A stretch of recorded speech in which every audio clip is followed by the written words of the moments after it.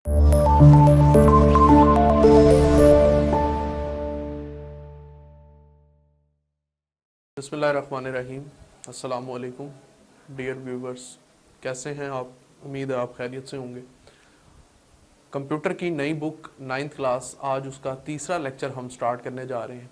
और अगर आपको याद हो, जो सबसे पहला लेक्चर था वो था इंट्रोडक्शन टू सिस्टम, और सिस्टम को ही प्रोसीड करते हुए आज हम टाइप्स ऑफ सिस्टम के ऊपर बात करेंगे। आज जो हमारा मेजर टॉपिक होगा वो है टाइप्स ऑफ सिस्टम, के टाइप्स ऑफ सिस्टम हमारे पास क्या हैं।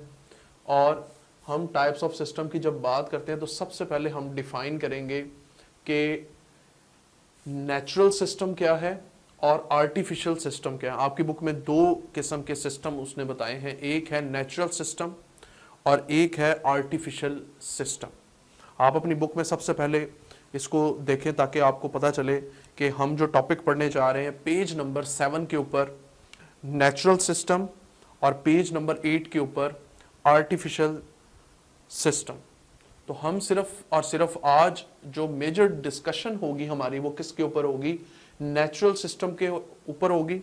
और नेक्स्ट जो हमारा टॉपिक होगा, इंशाल्लाह नेक्स्ट लेक्चर होगा, उसमें हम आर्टिफिशियल सिस्टम को डिस्कस करेंगे। तो सबसे पहले एक दफ़ा मैं गो थ्रू करवा दूं कि हमारे पास सिस्टम के रिलेटेड हम लोग डिस्कस कर रहे थे, और सिस्टम हमारे पास क्या है, उसके कंपोनेंट्स क्या हैं, सिस्टम की टाइप्स क्या हैं, ये हम डिटेल से डिस्कस कर रहे हैं इस यूनिट के अंदर। और हम इन्वायरमेंट को भी लास्ट टाइम हमने डिस्कस किया है कि इन्वायरमेंट क्या है, कितनी प्रॉपर्टीज़ हैं, वो हमने डिटेल से डिस्कस किया। तो आज हम नेचुरल सिस्टम से स्टार्ट करेंगे।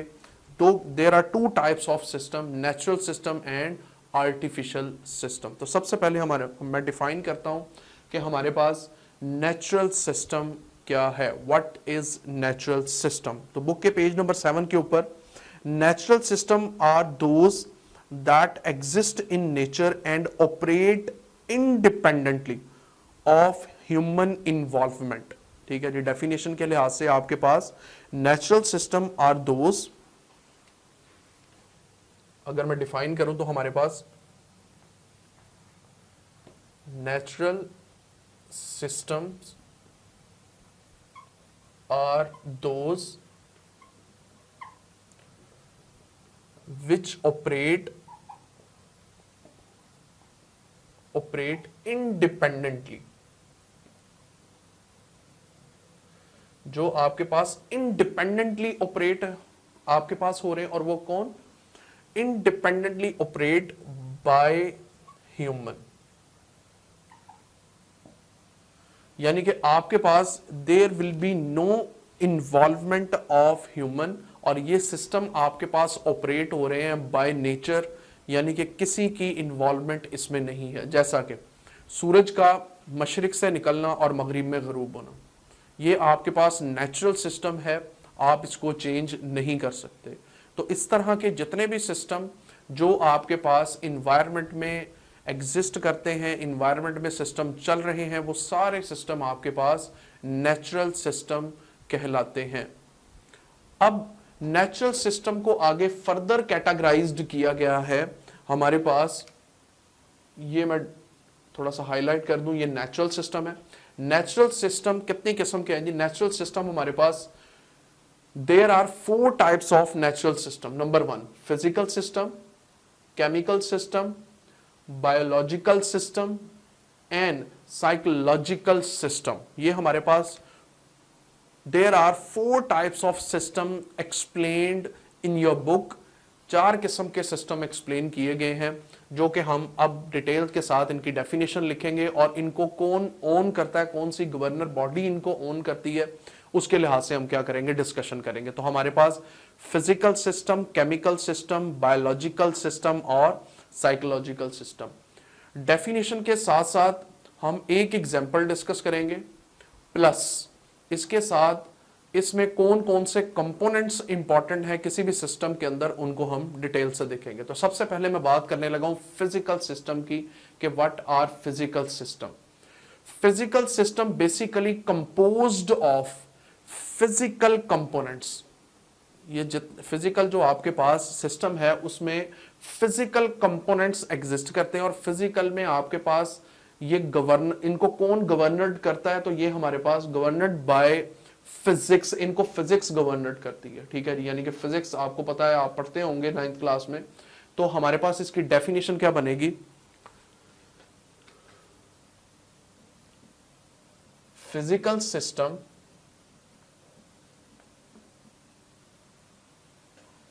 composed of physical components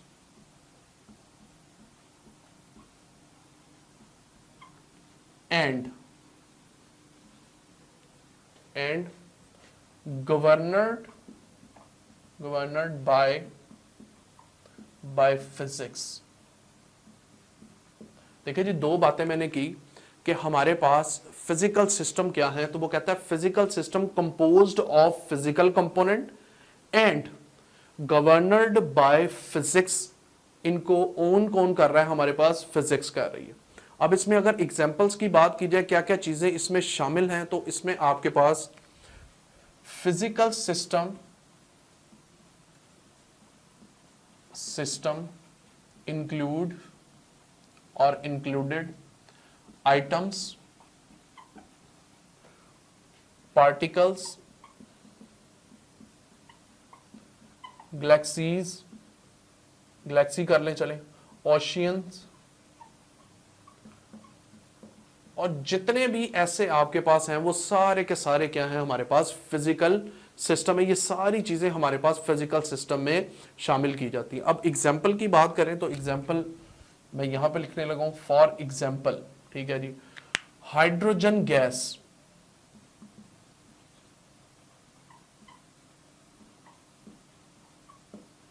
hydrogen gas book में अगर आप लोग देखें तो एक एग्जाम्पल बकायदा इसकी लिखी हुई है कि hydrogen gas is formed when an electron, proton and neutron combine following the rules of physics and natural forces. Natural forces यानी कि उसके रूल्स के मुताबिक जब ये तीनों चीजें कंबाइन होती हैं तो हमारे पास हाइड्रोजन गैस क्या होती है? बनती है। अब हम दूसरे सिस्टम की तरफ मूव करते हैं जो कि नेचुरल सिस्टम की दूसरी टाइप है, chemical system. What are chemical system? तो जब हम फिजिक्स की बात कर रहे हैं तो फिजिकल ऑब्जेक्ट की बात कर रहे थे। जब हम केमिकल की बात करेंगे तो इसमें इंटरेक्शन की बात करेंगे। किसकी इंटरेक्शन की? सब्सटेंस की इंटरेक्शन होगी। किसके साथ? ट्रांसफॉर्मेशन के साथ। It involve the substance and there interaction. जो सब्सटेंस होंगे वो आपस में क्या करेंगे? इंटरेक्ट करेंगे और ट्रांसफॉर्म होंगे। किसमें ट्रांसफॉर्म होंगे? उसके ऊपर हमारे पास डेफिनेशन क्या बनेगी केमिकल सिस्टम की? केमिकल सिस्टम, केमिकल सिस्टम को डिफाइन करेंगे तो हमारे पास chemical system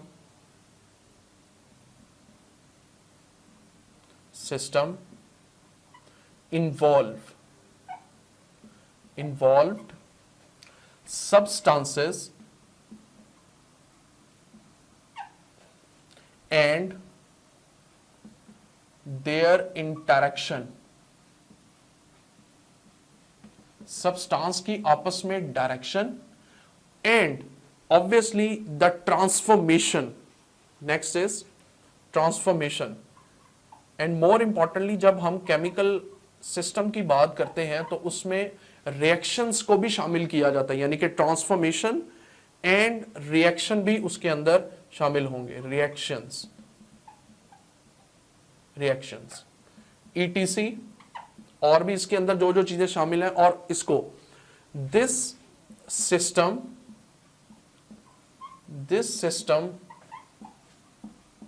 governed by law of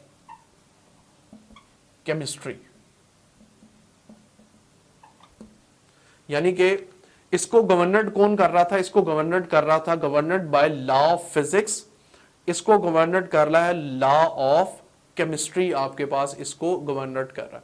अब इसमें अगर एग्जाम्पल की बात की जाए तो फॉर एग्जाम्पल हाइड्रोजन, H2O यानी कि वाटर, पानी। पानी का जो हमारे पास केमिकल फॉर्मूला है, आपकी बुक में देखें पेज नंबर 7 के ऊपर, according to the principle forming new substance, for example a chemical system like water is formed when hydrogen atoms bond with oxygen atom following chemical rules and reaction। तो हमने क्या पढ़ा था इसके अंदर कि chemical system involved substance and their interaction, transformation and reaction, ये चीजें हमारे पास शामिल होंगी किसके अंदर, केमिकल सिस्टम के अंदर। अब तीसरा जो हमारे पास तीसरी टाइप है वो है बायोलॉजिकल सिस्टम। पहला हमने पढ़ा था फिजिकल, दूसरा केमिकल, तीसरा अब हम पढ़ने लगे हैं बायोलॉजिकल सिस्टम। और बायोलॉजिकल जब भी आप देखते हैं तो लिविंग थिंग के रिलेटेड आपके जहन में बातें आती हैं कि लिविंग थिंग्स जो है वो क्या है, क्या उनमें होना चाहिए, क्या क्या चीजें एग्जिस्ट करती हैं, तो उसके लिहाज से हमारे पास तो हम यहां पे देखने लगे हैं बायोलॉजिकल सिस्टम।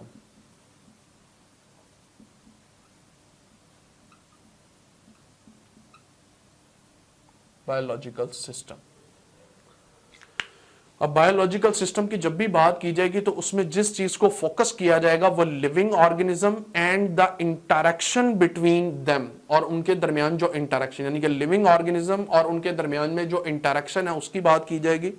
तो हमारे पास biological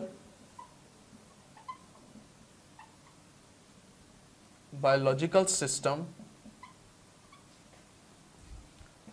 is living organism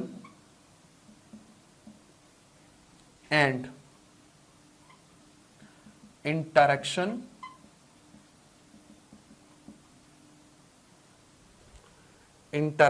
between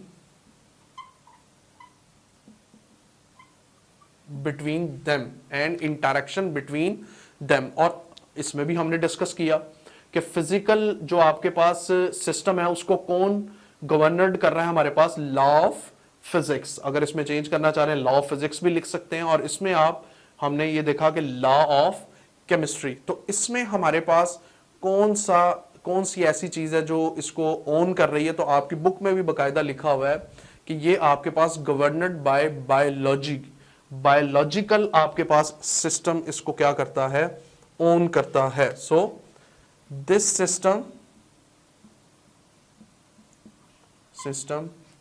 is governed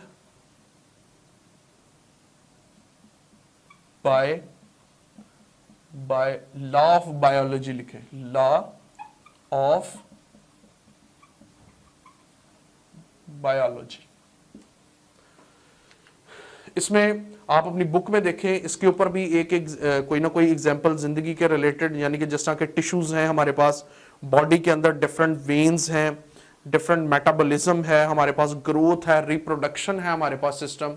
this all examples are related to biological system. For example अगर मैं एग्जांपल की बात करूं तो इसमें हमारे पास टिश्यूज हैं,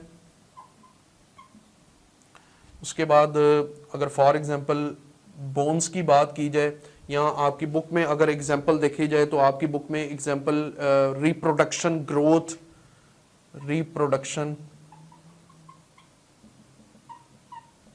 growth etc are the examples of biological system.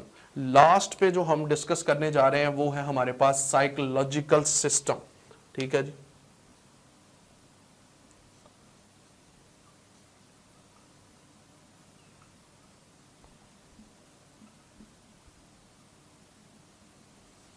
और साइकोलॉजिकल सिस्टम की जब भी बात की जाती है तो उसमें इमोशंस का देखा जाता है कि आपके जो सा है वो इमोशंस क्या हैं, बिहेवियर क्या है, आपका माइंड सेट क्या है, आपका माइंड किस तरह इन्वॉल्व होगा डिफरेंट सिस्टम के अंदर, कैसे जो सा है वो अपना रिएक्शन शो करेगा टूवर्ड्स डिफरेंट एक्टिविटीज। तो उसके रिलेटेड हम साइकोलॉजिकल, इसमें 2-3 चीजें शामिल की जाती है। तो सबसे पहले इसको डिफाइन करेंगे, psychological system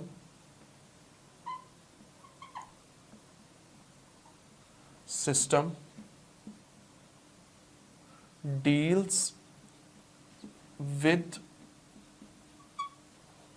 deals with mind and behavior.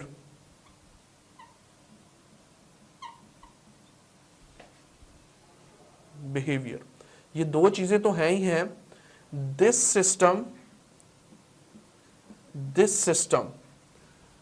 system also involve with, किन किन चीजों के साथ इन्वॉल्व होगा? Thoughts, emotions and other behaviour of human, जो इंसान के ह्यूमन है उनके साथ वो क्या करेगा? रिलेट करेगा. This system also relate with thoughts, thoughts के साथ रिलेट करेगा, emotions and internal feelings.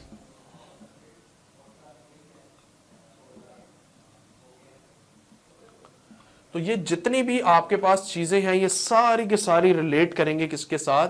Psychological system के साथ रिलेट करेंगी.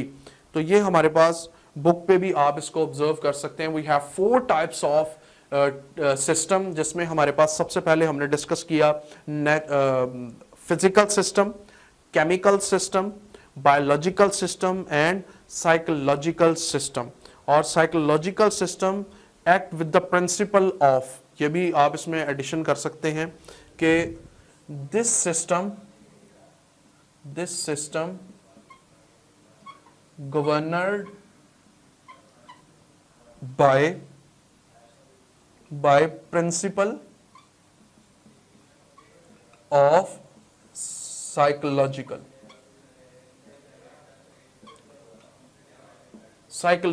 के साथ ये क्या करेगा? आपके पास रिलेट करेगा. तो हमने जो आज डिस्कशन की है उसमें जो हमारा टॉपिक था वो है टाइप्स ऑफ सिस्टम, जिसमें हमारे पास there are 2 types of system. The first one is natural system, एक है हमारे पास नेचुरल सिस्टम, एक है आर्टिफिशियल सिस्टम.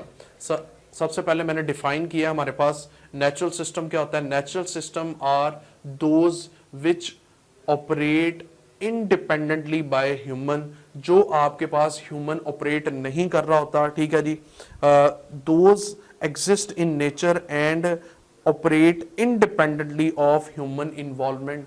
ह्यूमन इन्वॉल्वमेंट लाजमी लफ्ज इसमें ऐड करें कि ह्यूमन इन्वॉल्वमेंट की बगैर जो आपके पास सिस्टम चल रहे होते हैं वो आपके पास क्या कहलाते हैं? वो आपके पास नेचुरल सिस्टम कहलाते हैं. तो हमारे पास natural system are those which operate independently by human involvement. There are 4 types of human natural system: physical system, chemical system, biological system और साइकोलॉजिकल सिस्टम. तो सबसे पहले physical system, composed of physical component and governed by the physics या law of physics इनको कहा जाएगा. Physical system include items, particle, galaxy, oceans वगैरह जो हैं इसकी जो है वो फिजिकल ऑब्जेक्ट में इनको कंसीडर किया जाता है. और हाइड्रोजन गैस क्या है इसकी? डिफरेंट ऑब्जेक्ट्स जब आपके पास कंबाइन होते हैं तो जैसा न्यूट्रॉन प्रोटॉन आपस में मिलते हैं तो कंबाइंड होकर हाइड्रोजन गैस बनाते हैं. इसी तरह हमारे पास केमिकल सिस्टम की जब भी बात की जाएगी तो chemical system involve substance and more importantly their interaction, transformation and reaction. These 3 things are very important. Reactions chemical के अंदर हमेशा रिएक्शंस की बात की जाती है. This system is governed by law of chemistry. For example H2O इसकी best example है. इसी तरह बायोलॉजिकल जब भी हम बात करेंगे, लिविंग ऑर्गेनिज्म की बात करेंगे तो हमारे पास biological system, living organism and interaction between them. This system is governed by the law of biological. इसको बायोलॉजिकल हम कहते हैं. इसमें आपके पास law of physics, law of chemistry और ये क्या है? Law of biological. एग्जाम्पल के तौर पे टिश्यूज, रिप्रोडक्शन प्रोसेस, जितना भी इंसान के अंदर आपके पास प्रोसीजर होता है इंटरनली वो आपके पास बायोलॉजिकल है. फिजिकल साइकोलॉजिकल सिस्टम की जब भी बात की जाएगी तो उसमें हम 2 चीज़ों की लाजमी बात करेंगे. एक माइंड एंड बिहेवियर और दूसरा emotions. These are basically related to physical psychological system. हमारे पास psychological system deal with the mind and behaviour. This system is also relate with thoughts, emotions and internal feelings. इन पे आपके पास, और लास्ट में मैंने लिखा this system governed by principle of psychological. तो ये आज का हमारा टॉपिक था। उम्मीद करता हूँ ये आपको समझ आया होगा। If you have any question, yes you can ask in comments.